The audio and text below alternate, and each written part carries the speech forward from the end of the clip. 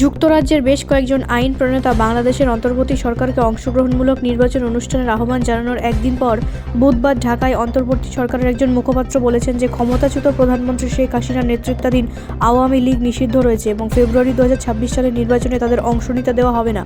আওয়ামী লীগ সম্পর্কে আমাদের অবস্থান স্পষ্ট। বুধবার ফরেন সার্ভিস একাডেমিতে সাংবাদিকদের সঙ্গে আলাপকালে প্রধান উপদেষ্টার প্রেস সচিব শফিকুল আলম একথা বলেন এবং আসন্ন ফেব্রুয়ারি 2026 সালের নির্বাচনে দলটির অংশগ্রহণের সম্ভাবনা নাকচ করে দেন। জনাব আলমের এই মন্তব্য নির্বাচনের আওয়ামী লীগের অংশগ্রহণ বিষয়ে অন্তর্বর্তী প্রশাসনের অবস্থান স্পষ্ট করেছে। 1971 সালের পর বাংলাদেশের ইতিহাসে এই প্রথম দলটি কোনো নির্বাচনে প্রতিদ্বন্দ্বিতা করা থেকে নিষিদ্ধ হলো।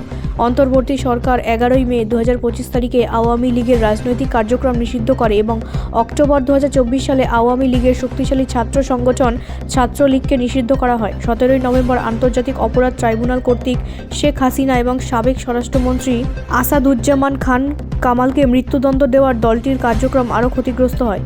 মার্কিন যুক্তরাজ্যের 5 জন আইন প্রণেতা হাউস ফরেন অ্যাফেয়ার্স কমিটির প্রতিনিধি গ্রেগরি মিক্স, দক্ষিণ ও মধ্য এশিয়া বিষয়ক উপকমিটির চেয়ারম্যান প্রতিনিধি বিল হুইজেঙ্গা, দক্ষিণ ও মধ্য এশিয়া বিষয়ক উপকমিটির র্যাঙ্কিং সদস্য সিডনি কামলাগার ডোভ এবং কংগ্রেস সদস্য জুলি জনসন মঙ্গলবার প্রধান উপদেষ্টা মোহাম্মদ ইউনূসের কাছে একটি চিঠি লিখে পাঠিয়েছেন, যেখানে বাংলাদেশ নির্বাচনী প্রক্রিয়ায় প্রবেশ করার প্রেক্ষাপটে আওয়ামী লীগকে বাদ দেওয়ার বিষয়ে উদ্বেগ প্রকাশ করা হয়েছে।